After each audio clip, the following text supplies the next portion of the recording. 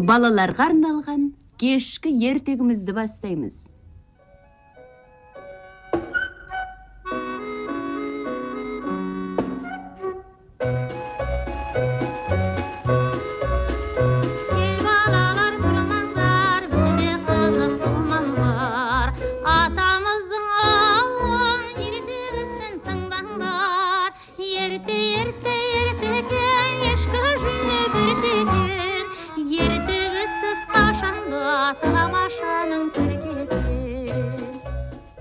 Кеш жарық қарақтарым.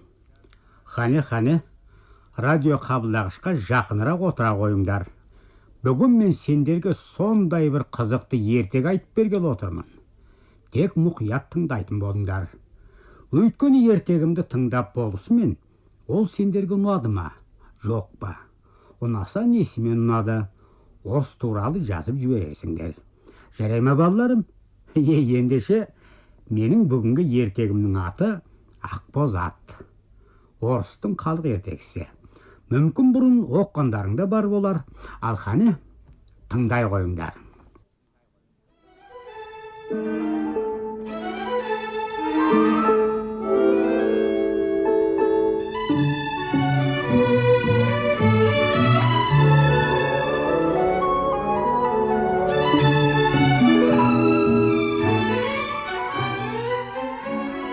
Баяғыда бір шал болған екен.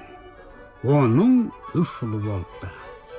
Кенжесін жұрттың бәрі Иванушка ақымақ деп атап кетіпті.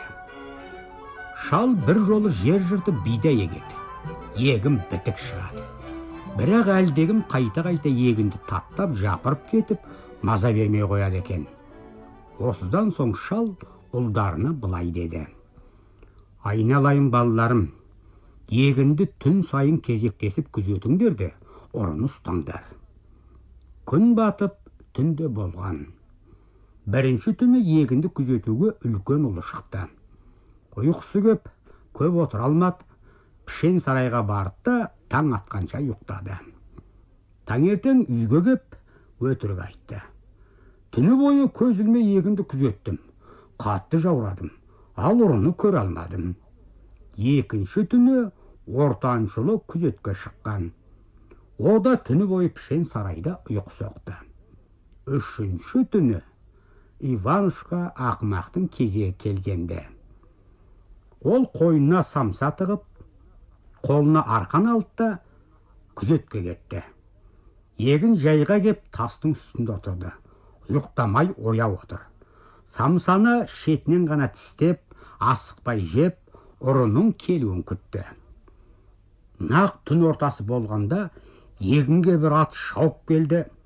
Бір түгі күміс, бір түгі алтын. Шабысынан тұяғының астындағы жер солқылдайды. Құлағынан будақтап түтін шығады, танауынан жалын шарпиды. Ат келді, бидайға ауыз салды. Жегеннен бұрын тұяғымен таптап тастады. Иванушка білдірмей ғана атқа таяу кеп, арқанды тұзақтап мойнына лақтырып жіберді. Ат аспанға шапшып, қалай жұлқынса да орнынан тырп ете алмады. Иванушка аттың үстіне ырғып мініп, жалынан мықтап ұстап алды. Ат оны айдалаға алып кетіп, қалай құйғытса да, бауырын ішіне алып қанша туғласа да, үстіндегі адамды түсіре алмады. Ол енді Иванушкаға жалына бастады: сен, Иванушка, мені еркіме босат. Сөйтсең, саған үлкен жақсылық істеймін. Жақсы, дейді Иванушка, босатайын. Сонда сені қалай тауып алмақпын?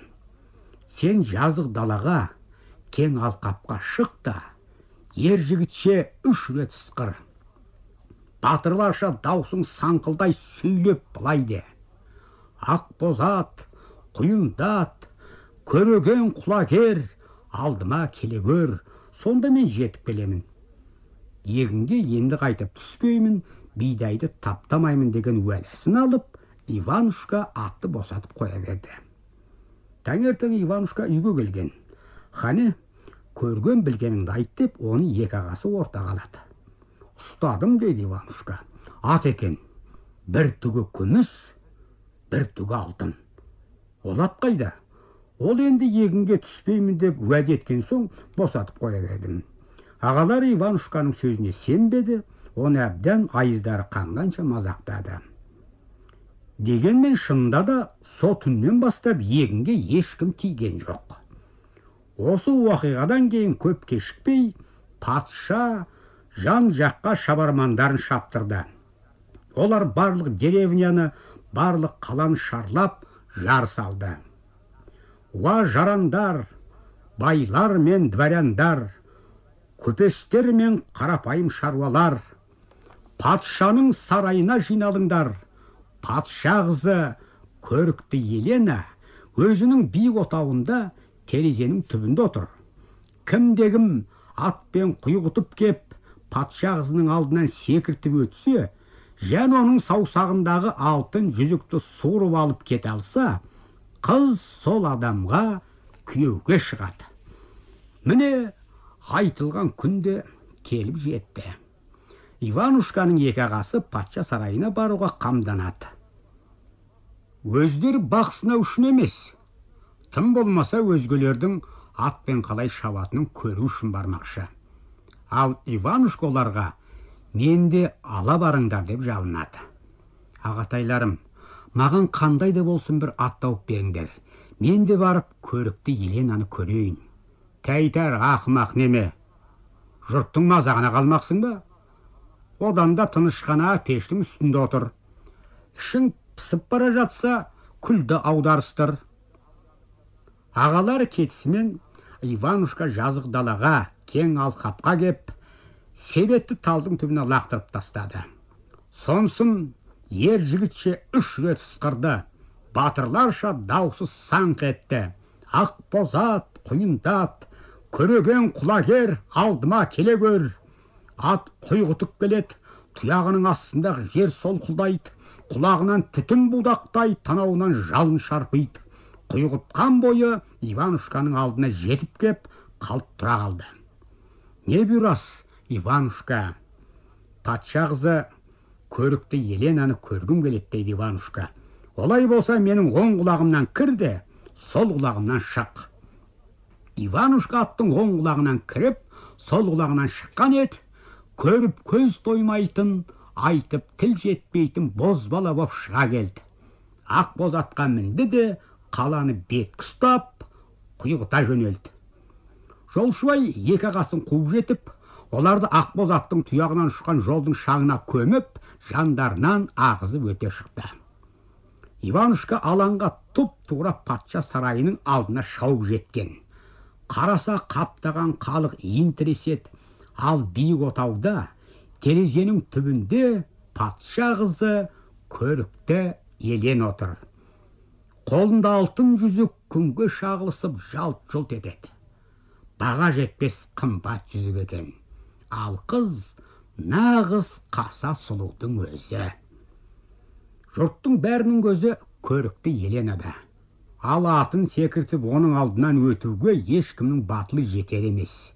Бәрі де мұнша биіктен секірте алмай, аттан құлап мойнымыз үзілер деп қорқады. Иванушка көп тұрмай, ақ боз аттың қоян жон сауырына қамшы басты. Ат әуелі пысқырды, сосын кісінетті, секіріп кеп кетті. Патша қызына 3 бөрене ғана жетпей қалды. Көріп тұрған халық таң қалысты. Ал Иванушка ақбоз аттың басын бұрды да шауып кетіп қалды. Жұрт бүгін болды екен. Бүгін деп білгісі келіп, даурығысып жатыр. Ал Иванушка көзден ғайып болған. Қай жақтан шауып келгенін көрген жұрт, оның қалай қарай шауып кеткенін көре алмай қалды. Иванушка жазық далаға жеткен. Аттан секіріп түсті де, оның сол құлағынан кіріп, оң құлағынан шығып, бұрынғы Иванушка ақымақ күйіне түсті. Үйге қайтып оралған ағалары қалада көрген білгендерін әйелдеріне айта бастады. Уа бибілер, патшаға қандай керемет жігіттің келгенін білемісіңдер? Ондай сабазды біз өмір көрмеген едік. Астындағы арғымағы қарғанда патша қызына тек 3 бөрене ғана жете алмады ау. Ал пештің үстінде жатқан Иванушка келей сөйледі. Уа қатайларым, сол көрген сабаздарың мына мен емеспін бе? Сендей ақымақ ондай жерге бара алушы ме еді? Одан да пештің үстінен түспей отыра бер, шыбын аула. Келесі күні де осы уақиға қайталанды. Бұл жолы Ақбозат патша қызына 2 бөріне жетпей қалды. 3-ші күні ағалары тағы жолға әзірленді.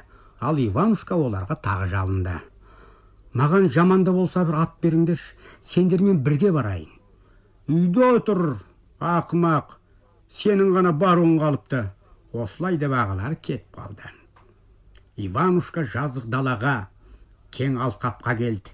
Ер жігітше ысқырып қалды, батырларша даусыз саңқ етті. Ақбозат, құйындат, көреген құлагер, алдыма келе көр. Ат құйғытып келеді, тұяғының астындағы жер солқылдайды, құлағынан түтін будақтайды, танауынан жалын шарпиды. Құйғытқан бойы Иванушканың алдына жетіп кеп, қалт тұра қалды. Иванушка аттың оң құлағынан кіріп, сол құлағынан шықты. Әп-әдемі бозбала боп шыға келді, патша сарайына қарай шаба жөнелді. Иванушка биік отауға шауып жете бере, Ақбозатқа қамшыны басып жіберді. Ат бұрынғыдан бетер кісінеп қоя берді. Тұяғымен жер тарпып қалды да, секіріп кеп кеткен ет, терезеге тура жетті. Иванушка көрікті Еленаның бал тамған ерінен шөп еткізіп бір сүйді де, оның саусағындағы асыл жүзікті суырып ап, құйғыта жөнелді. Жұрт артындағы шаңғана көріп қалды. Патша 3 күннен соң тағы да былай деп жар салды. Патшалықтағы бүкіл халық, кәрі жасы бір қалмастан түгел, маған тойға келсін. Ешкімде үйінде отырып қалмайтын болсын.